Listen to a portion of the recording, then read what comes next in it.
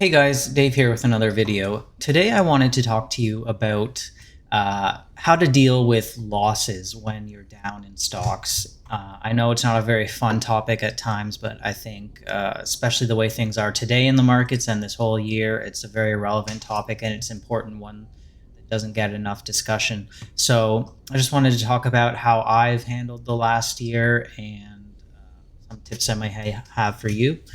As always, please do comment down below. How have you been handling these rough market periods? Have you sold anything? Have you been averaging down, uh, you know, buying at a lower cost basis, your highest conviction stocks?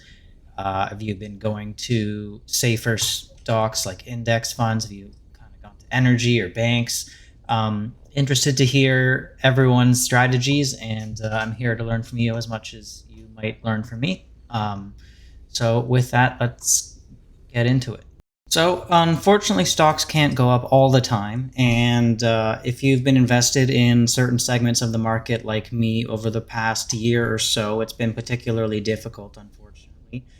These things happen, though. Everything follows these cyclical trends, so nothing goes up forever. Right now we're looking at my interactive brokers account. I do have a separate account with a different broker. It's a much smaller, but this is kind of my main investment account. Now we're looking at a 1-year chart of my total value. We can see I peaked probably maybe a little over 6 months ago around here. We're probably at maybe $830,000 Canadian in terms of account value, and I was having such a good run. So we were going up, up, up and away for the previous year or so. Basically, right after the pandemic hit, it's just been nonstop up, and you get a lot of euphoria.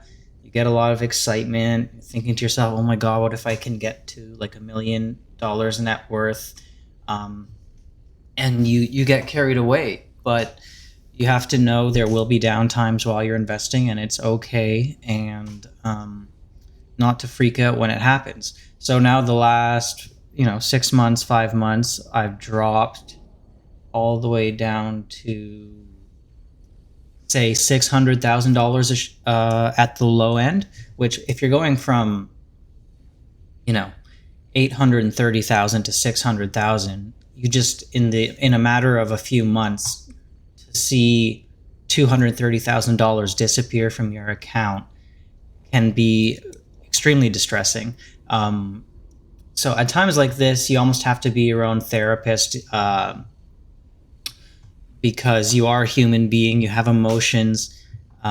It's very upsetting to see your accounts losing money like this, and you have to recognize how to handle your emotions and deal with this in a smart way, because ultimately you don't want your emotions to get the better of you. If you get super upset, I mean, imagine if I had just sold out of everything down here because I was despairing and getting frustrated with all the losses.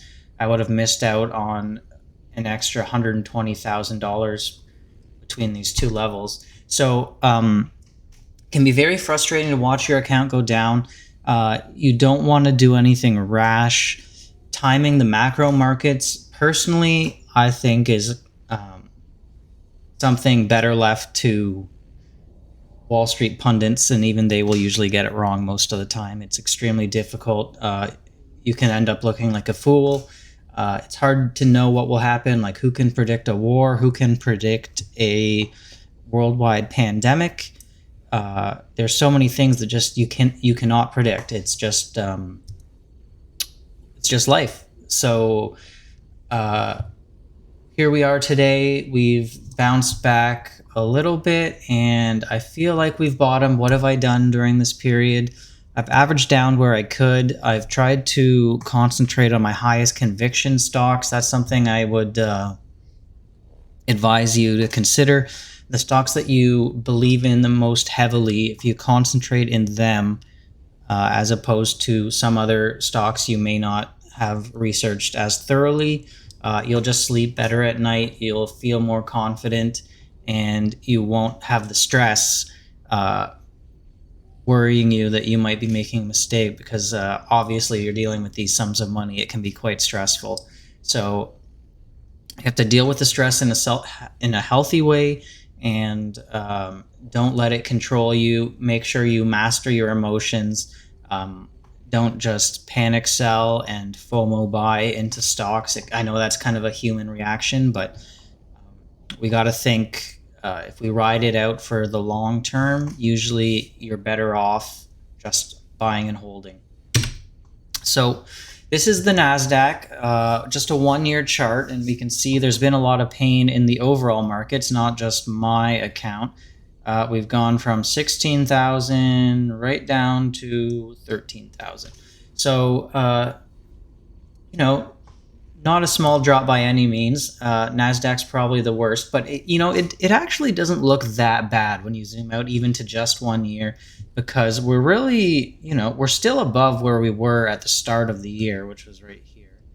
And it's, even though it can feel really bad at the time, usually when you zoom out, you can just see that it's not actually that bad. So yes, we're down. It looks to me like we're starting to establish a base here. We may retest this level at some point.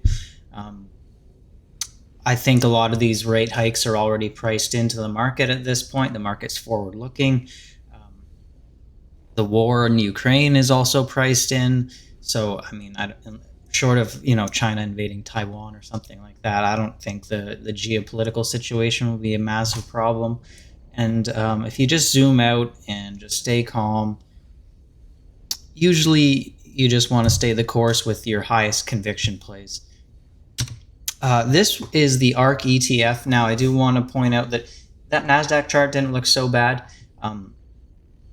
This is a lot more painful, and there's a lot more pain in the market right now in certain stocks. And those stocks are the high multiple growth stocks, which I know can be exciting, and a lot of the stocks I have invested in the past and continue to hold are in this segment. ARK is kind of a good gauge on how those stocks are going, because that's their bread and butter.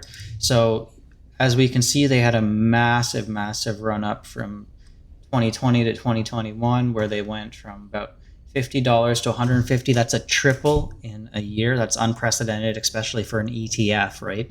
And now, of course, we're all the way back down to 60. So if you've held it over a 3-year period, you're still okay. You've still made a bit of money.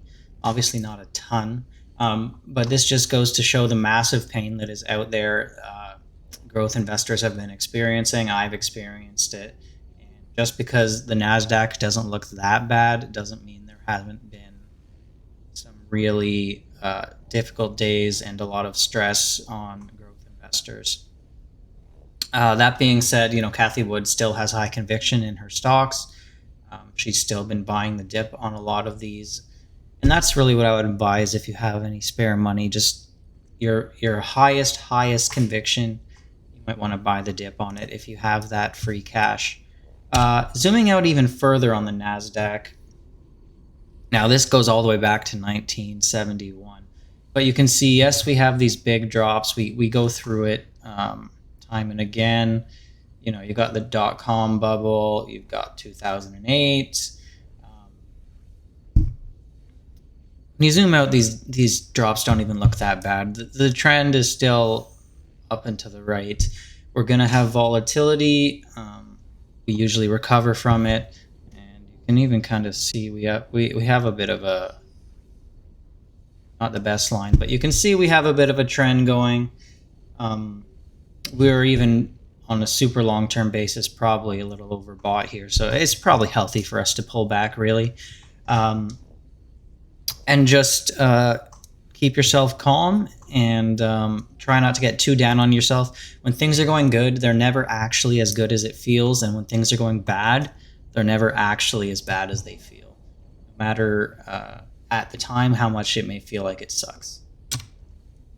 S&P 500, this is another long-term chart where we've done fine over the long term if you zoom out. But having said that, where you may want to buy the dip on your highest conviction stocks, sometimes you do have to admit to yourself if you were wrong on something, and you know, don't throw good money after bad. So you have to be logical about this. You can't just say, oh, I'm down so much money in the stock, I have to buy more because I've already put money into it. That's not how it works. That's called the sunk cost fallacy. That money you invested is already invested in there regardless of what you do. That doesn't mean that your best bet with your current money is putting it into a company if your thesis was wrong. So I bought this thinking I was kind of buying the dip, probably around here. I'm just being completely honest with you guys. So around $100 a share. And unfortunately, probably around here where we have this big drop is where Zillow announced they're going to get out of the iBuying game. And that was kind of a thesis I had bought into. It was one of the reasons I got into this stock, as well as just seeing the massive growth run up that, you know, gets everyone excited. iBuying is trying to revolutionize the real estate industry and basically cut out a lot of the extra baggage that comes with buying and selling a house. You've got agents, you've got all these open houses and different things. They wanted to just be able to use algorithms to figure out what your house is worth, give you the cash. You don't have to worry about paying an agent. You don't have to worry about all that effort. And I bought into it. I thought the real estate industry is ripe for disruption. Who wants to deal with all that hassle? But they basically gave up on it, unfortunately. So I haven't sold out of this company yet, but I don't think I'm going to be averaging down on it. We'll have to decide what to do, but sometimes you just have to admit that you made a mistake or you didn't read the situation right, and don't just blindly throw your good money after something because it's down. You have to really think about it and make sure you still have high conviction in this company. So that's just a little tidbit from my account. Nobody's perfect here. I'm not claiming to be a perfect investor. I'm trying to learn along with you guys as I make these videos. It's one of the reasons I do it, is I learn as I make them. And I think Zillow here is one where I'm not just going to throw more money into it simply because it's gone down. The whole iBuying thesis isn't intact. I'd love to hear your comments on Zillow if you have any more information. I know their real estate website business is still doing relatively well, but I don't see that as the big growth story. I don't know how big the total addressable market is there. I'd really have to research that further. That wasn't the thesis. So I'm putting my money into other things. I bought the dip on Tesla, and I'm doing okay there. That's their last slide for you guys. So stay calm out there. Try not to let the stress get to you. Don't blindly throw good money after bad money if you've made a mistake. Think logically about these things and really concentrate on your highest conviction while still maintaining a bit of diversification, unless you're really willing to go for a high risk, high rewards. So that's it for today. I'm just trying to stay calm in these markets. It's nice that we've finally started to turn around a little bit and seen some gains return. And you just have to remember that we've had a lot of good times in the past few years. It's normal to have bad times in the market. You may also want to consider on some of these names taking a loss. I know it can be painful, maybe feeling like a defeat or you did something wrong, but you know, the government takes taxes from you every time you take a gain, and if you sell at a loss, you can offset those gains, so you don't have to pay the taxes on it, and get back into the company after 30 days if you really believe in it, or buy even another company in the same area that may kind of move similar to your loss. If you're going to have to pay taxes next year, it's a good idea to think about any way you can play the game and avoid them. I've been told before, you know, the government makes the rules of the game in terms of how the tax works, and you just have to play the game along with them. So any way within the rules that you can avoid paying taxes is always a plus. So that's pretty much it for today, guys. Let me know how you've handled these tough few months in the markets down in the comments. Please consider hitting like and subscribe. It'll really help me out going forward. Don't do anything rash when this happens. You'll be happy in the long run. So I'll see you in the next video, and hopefully this helps.